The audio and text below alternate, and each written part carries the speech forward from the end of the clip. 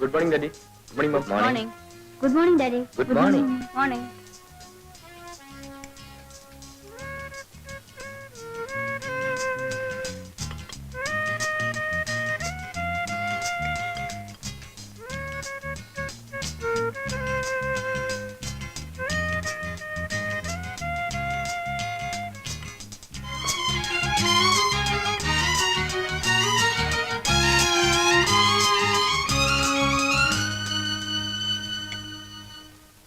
Good morning പറയടാ.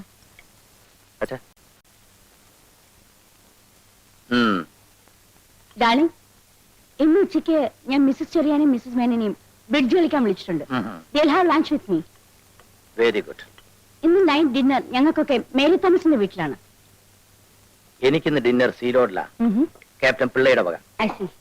അയാളുടെ മകൻ 9ാമത്തെ തവണ SLC പരീക്ഷ എഴുതി പാസ്സായിരിക്കുന്നു. അയാളത് സെലിബ്രേറ്റ് ചെയ്യാൻ പോകുന്നു. എന്നല്ലേ സീലോഡിയും തിരിച്ചു വരുമ്പോ എന്നെ കൂടെ പിക്കപ്പ് ചെയ്യാലോ? ഓക്കെ. Thank you. മമ്മി, ഞാൻ ഡിന്നറിന് വരില്ല കേട്ടോ. I have got a program. എന്റെ ഫ്രണ്ട് ഉഷയുടെ ബർത്ത്ഡേ ഇന്ന് രാത്രി ഞാൻ അവിടെ പോകും. ഓ യെസ്. പ്രസന്റേഷൻ എന്തെങ്കിലും വാങ്ങിച്ചോണ്ട് പോകണം. Yes mummy. പിന്നെ നിന്റെ പ്രോഗ്രാം എന്താണ്? നീ എവിടെയെങ്കിലും പോകുന്നുണ്ടോന്ന്? ഇല്ല, ഞാൻ ഇവിടെ തന്നെ ഉണ്ടാവും.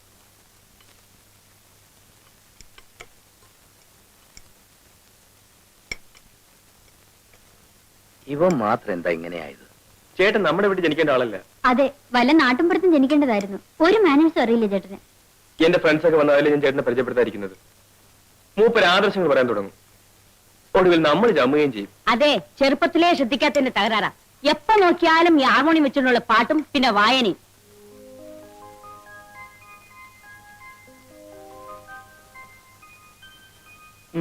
ഇന്ന് ജോലിക്കുള്ള അപേക്ഷ ഒന്നും അയക്കാനല്ലേ സാറേ? ഇന്നത്തെ പേപ്പറിൽ ടൗണിലുള്ള ജോലികളെ പറ്റിയുള്ളൂ. എനിക്കത് ഇഷ്ടമല്ലല്ലോ. വാസ്തവം പറഞ്ഞ സാറിന്റെ സ്ഥിതി കാണുമ്പോൾ എനിക്ക് സങ്കടം തോന്നുക. വീടിന് വീട്, കാറിന് കാറ്, പണത്തിന് പണം, ബിസിനസ് നോക്കാനാണ് സ്വന്തം ഫാക്ടറി.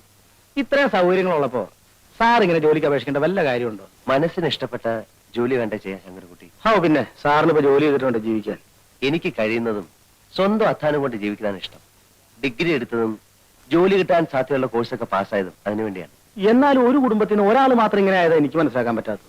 അച്ഛനും അമ്മയ്ക്കും ഡിന്നറും ക്ലബ്ബും, അനിയന് ഡിസ്കോ, അനിയത്തിക്ക് ക്രിക്കറ്റ്, ചേട്ടച്ചാർക്കാണെങ്കിൽ മഹാത്മാഗാന്ധിയുടെ കുറെ പുസ്തകങ്ങളും ആദർശങ്ങളും വാത്മീകവും. വാത്മീകമല്ല, ആത്മീകം. അത് തന്നെ ഞാൻ പറഞ്ഞത്.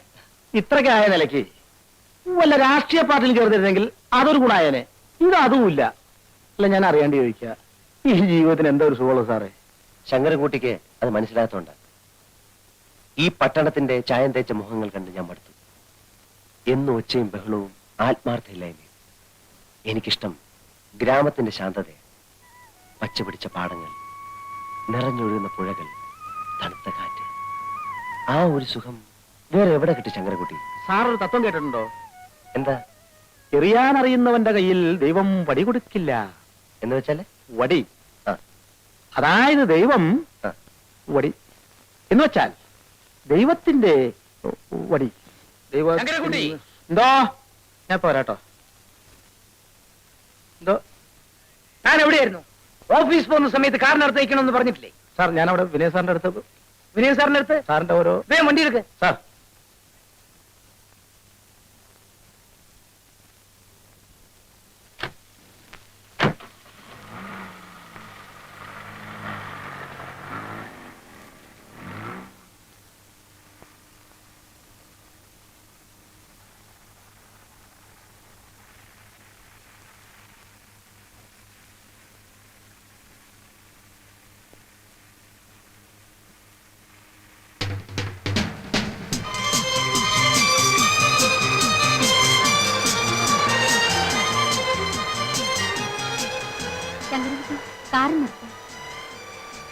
കോളേജ് ആയില്ലല്ലോ മോളെ. ഇല്ല ഡാഡി, ഒരു ഫ്രണ്ടിന്റെ വീട്ടിൽ പോകണം. ഒരു ബുക്ക് വാങ്ങിയിട്ടാണ് കോളേജിൽ പോകും. ഓ ശരി, വണ്ടി വിടും. ബൈ.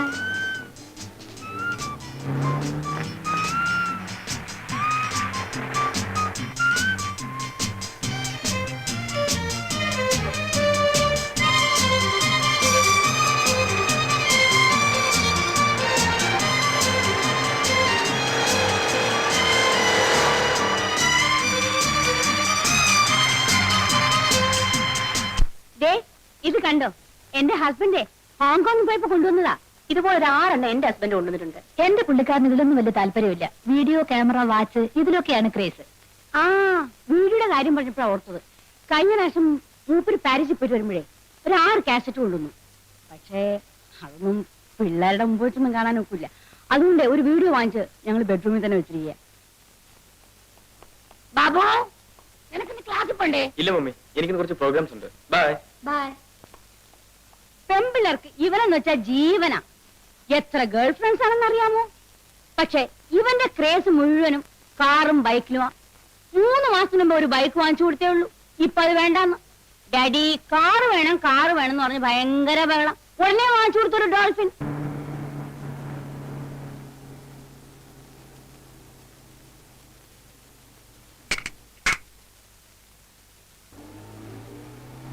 അയ്യ Bosco and കമ്പനിക്കുള്ള check അയച്ചോ?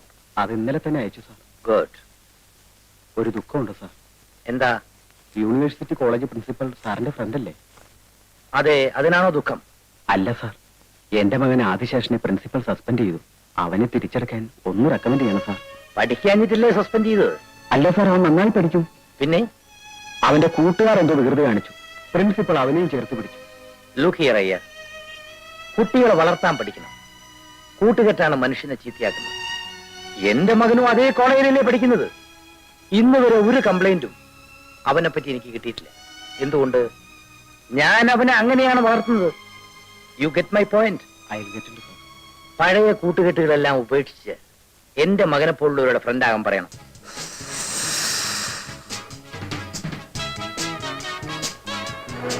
Hey, look there.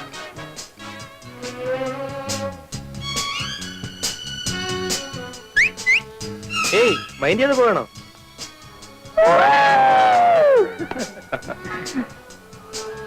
Babu ക്ലാസ്സിൽ പോകണല്ലേ? എടോ, അവിടെ ഇരുന്ന് പഠിക്കുന്നതിനേക്കാൾ എത്രയോ കൂടുതൽ കാര്യങ്ങൾ ഇവിടെ ഇരുന്ന് പഠിക്കാം. താൻ പൊയ്ക്കോ. ബാബു നോക്ക്.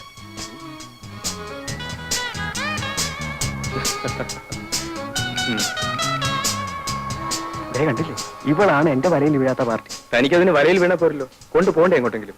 അല്ലാതെ ചുമ്മാ പ്രേമിച്ചാണ് എന്നിട്ട് നട കാര്യം. വീഴുന്നാണെ കൊത്തുക. കൊത്തി കാര്യം കഴിഞ്ഞാൽ ദൈവം പോലും അറിയാതെ തല ഊരുക. അതാ എന്റെ പ്രിൻസിപ്പിൾ. ഇന്നലെ ഉണ്ടല്ലേ? ഇന്നലെ ഇവിടെ മ്യൂസിക് നൈറ്റ്.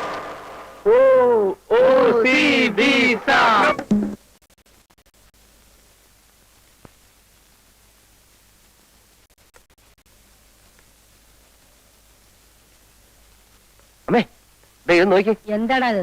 പോയി ഉറങ്ങ. മണി 1:30 ആവാൻ പോന്നു. ഇപ്പോഴാണ് എന്റെ ഒരു വാർത്ത. പോയി ഉറങ്ങ.